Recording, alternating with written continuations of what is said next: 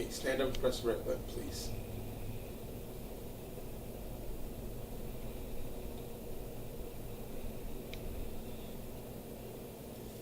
Okay.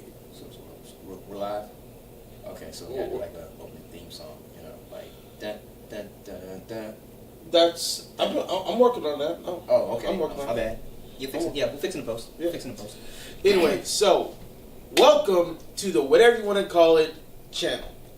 As you know, I am Jay Fletch. This is my boy, Jibreel Johnson.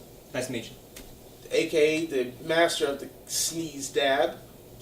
And welcome to our special episode review of, I don't know if you can tell, Wonder Woman. I'm ready. I gotta tell you, my personal opinion on it is, I thought, in the words of Broken Matt Hardy, it was wonderful. You gotta work on that accent. Gotta work on that. I don't know how he does it.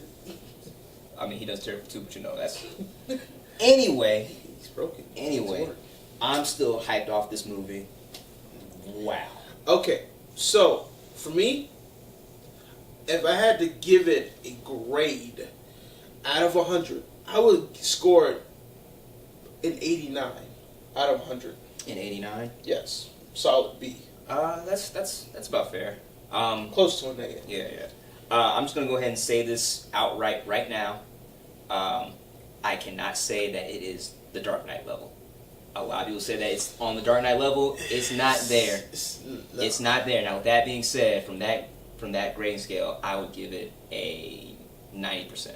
Okay. It was an amazing movie. It was. It had its flaws, but it was still good. Yeah. I mean, listen.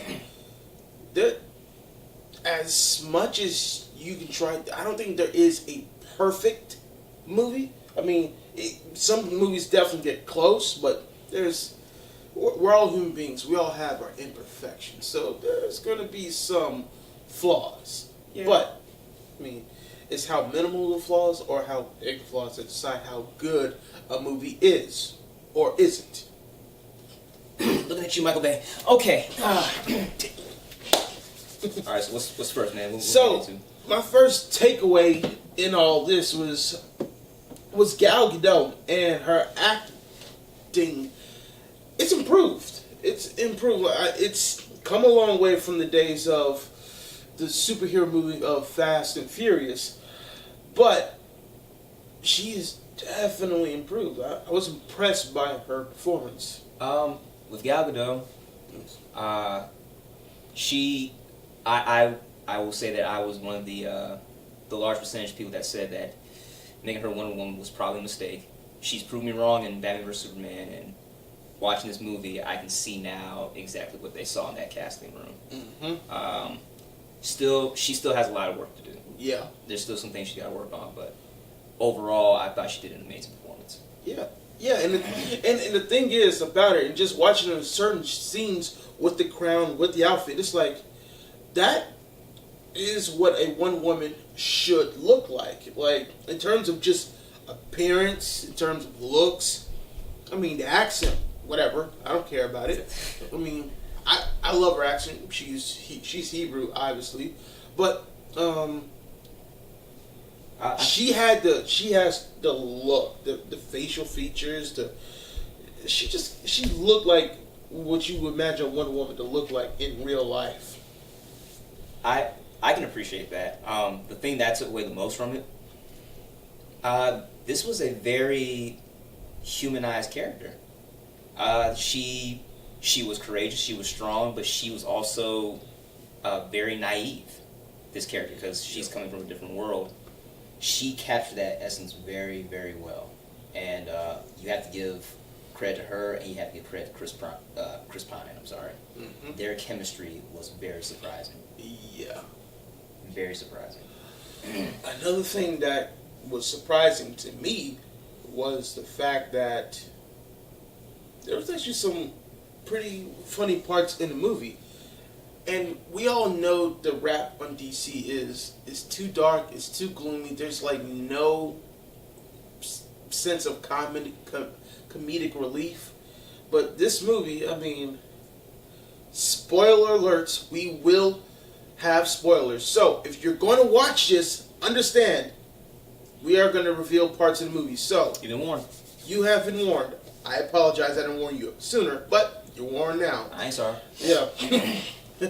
There's some parts where, like when Chris is coming out of the water and Gal is just standing right there. I mean, it's just the chemistry and it just, that was a funny part. And just the chemistry just really exploded off the screens. Just a little small stuff they did. There's a part in the movie, I'm not going to say which, where about it is, but there's a part where Chris actually takes her and teaches her how to dance. And just those small little things. Yeah. It goes from this OP character that can do all these things and goes to an actual person. And I think that's been something that's been lacking in these DC films a lot lately. I got to tell you, from the wardrobes, I have a couple of fedora hats standing or laying on my shelf there. Shout out to Chris Pine, man. He was rocking that fedora when they were going through that. I know this is not a fedora section we're talking about right now. Hey, man. Sorry. I love me some hats. I mean, my goodness. That's in his notes. That's in his notes. Okay. My boy was rocking. Mention fedora. It's underlined. Yep. All right. Anyway, no, but now getting on to the choreography. Personally, my favorite scene, I'm not going to tell you when, but you can probably figure out when it is. I think is when she was stepping in no man's land and she kind of just took over the film. And let me interject for real quick.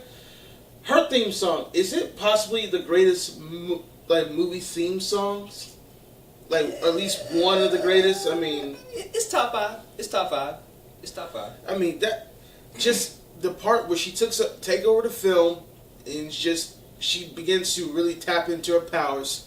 That theme song, it's just hitting the screens. It's just... It impressed me. And what I loved about it is, during that, her choreography, I mean, the fighting... Yeah.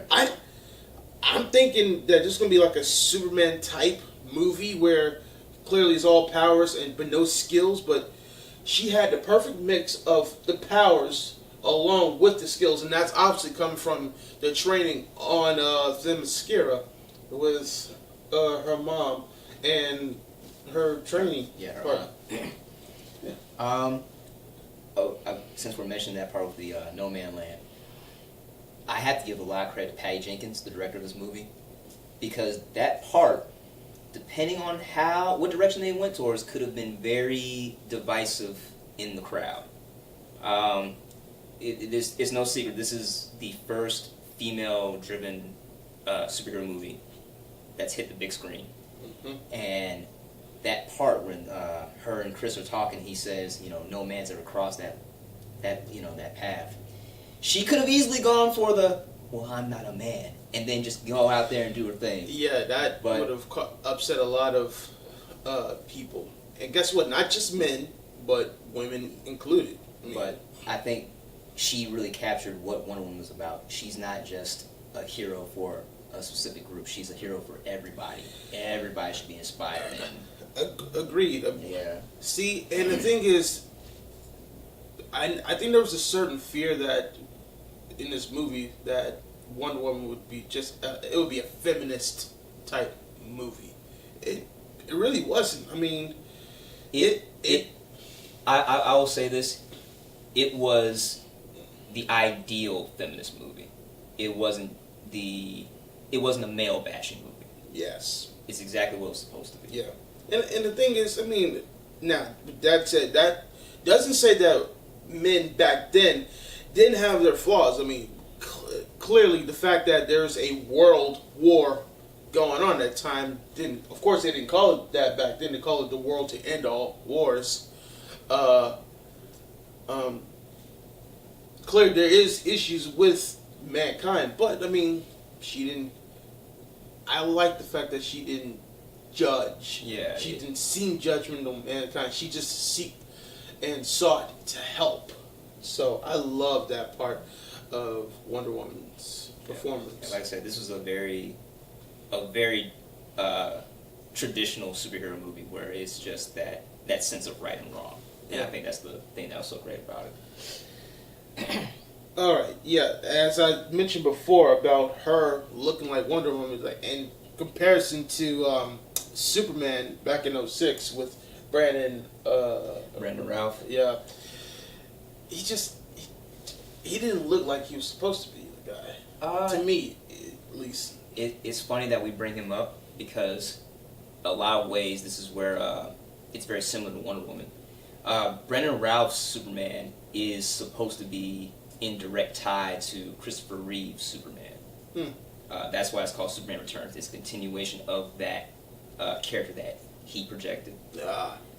But it's funny because when you watch this movie, you see a lot of those traits in Wonder Woman. It's very throwback to the Christopher Reeve's storyline. Even the scene where her and Chris are getting mugged in the alley, and she's kind of deflecting the bullets. That's right out of the original Superman movie. So I thought it was really cool that they drew those lines together. Now, as we mentioned before, not every movie is perfect. So I think we should talk about the things this movie could have done better. Oh, yeah. Like having more visual of the main villain, which is Ares. See, we had a subplot villain in the Kaiser and the Insane Doctor instead of the main villain, which is Ares. And I don't know, what's your opinion on it? Well, I'll start with the villains. They were just, I'm not even talking about Ares. They were just a little too hammy for me. It was very Adam West-like with the villains. If you really watch, I think, I'm not even sure if I'm remembering this right, but there's at one point where they even do the laugh, stuff like that. Yeah, when they set off the bomb, the gas, and they ran off. Oh, the gas mask doesn't work. It's like, but they don't know that. They did do that. Oh my goodness. I guess it really was Adam West. I didn't even think about that. Yeah. Holy cow. I'm not going to complain too much about it because I guess for that time period, it kind of matches, but it just didn't flow too well with the performance that Chris and Gal were giving. Yeah. And speaking of which, let's talk about some of Gal's performance in the movie. Gal. Yeah. Okay. So I thought that her performance in the movie was excellent. There was a part when she was in the room with all the men out there having their discussion and discussing the armistice, and where she was beginning to kind of show off and let herself go and go off on Chris because he wasn't standing up for that part. Because the accent is heavy. I would like to see her slow down a bit.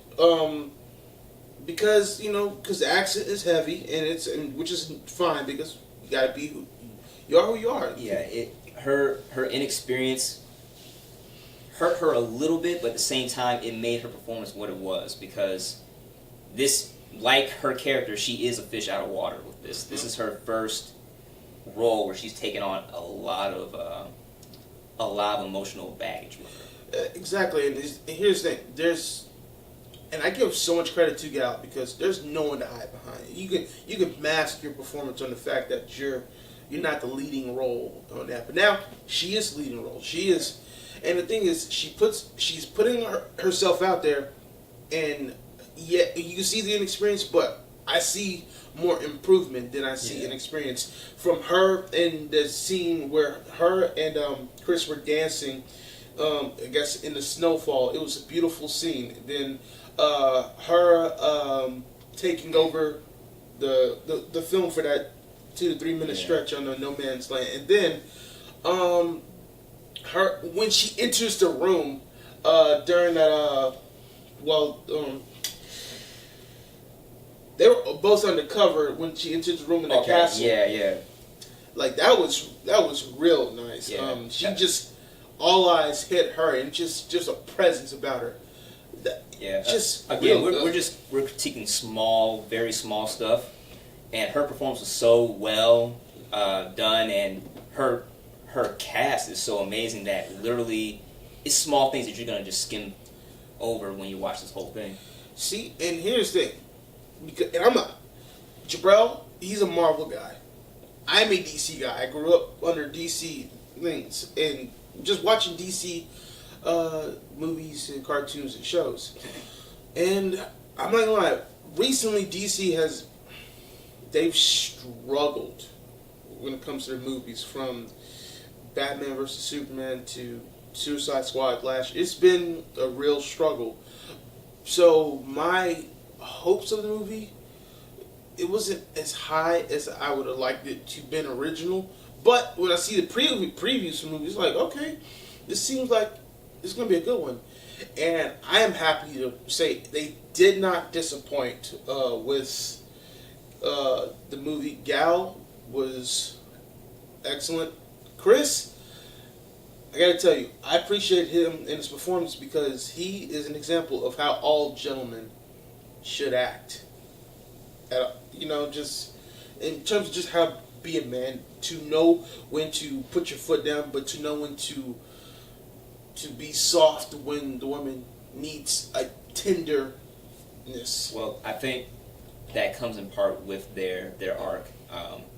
They really do pull from each other. Again, Diana's character, when she starts off this movie, she's very, very naive on certain things in the world. When Chris starts off, he has a very he's seen some things, Mm-hmm. and that view is kind of it's kind of pushed the way he thinks there are certain situations, and I think they rub off on each other so well that they kind of pull. Like, he kind of sees that, okay, maybe we need more people like her who think the way she does. Yeah, and the thing is, he could have taken advantage of her naivete, but he didn't. He just, in a sense, taught her as they were going. Like, this is the world. It's bad. I hate this phrase, but it is what it is. I mean, I really do hate that phrase, but what else is it going to be? It's an appropriate phrase. Yeah, for this one, yeah, definitely it is. For them, they both experienced a little bit of a culture shock. Mm-hmm. But all right. So now, let's get to our main villain, Ares. I would have liked to see Ares a little bit more throughout the film, but I do understand that they were kind of building him up towards a big fight finish towards the end. So, you know what? I'm not going to hold this against them, because this is a problem with almost every superhero movie right now. It's the lack of a strong villain. I think this movie was very cohesive, very perfect up until the third act. The third act is where it got very CGI heavy, and that's to be expected. It's a superhero movie. I think Ares, the reveal of Ares was kind of kind of forced. You could tell that it was, oh goodness, we forgot he's in this movie. Let's shoehorn him in there. But it was still well shot to the point that you kind of skim over that, because there are some emotional parts with her and Chris that kind of pull you back into that fight. And see, and the difference between Marvel and DC is that Marvel is known for their just great superheroes. DC also too, but not as to the point of Marvel. But DC is, what stands out about them is their villain work, their villainy. Like, we think of Dark Knight. What stands out in that movie, Dark Knight? The Joker, Heath Ledger. The Joker. His performance is legendary. And I think even if he was alive, I think he would still deserve to at least been nominated for that outstanding performance. And so DC is just known for the villains. It's just, when you don't see the villain enough in the movie, it's hard to truly appreciate his villainy. So that's... I agree with you on that one. I'm not gonna knock them too hard for it because they spent so much time invested in Wonder Woman that they built up a character that we all care about. Yeah. And that was something that was lacking from the previous DC films. Yeah. For the new universe that they're trying to create. Well, guys, that is it. That is our review of Wonder Woman. Again, if you haven't seen the movie, sorry, we warned you. We lay down spoilers. Make sure you go see the film. And if you guys wonder where this came from Loot Crate. Check out Loot Crate. It's awesome. This is my brother's. So, Cameraman. Yep. Who just happens to be a cameraman. So this is, just remember that you are fearfully and wonderfully made by God. Psalms 139 tells us. And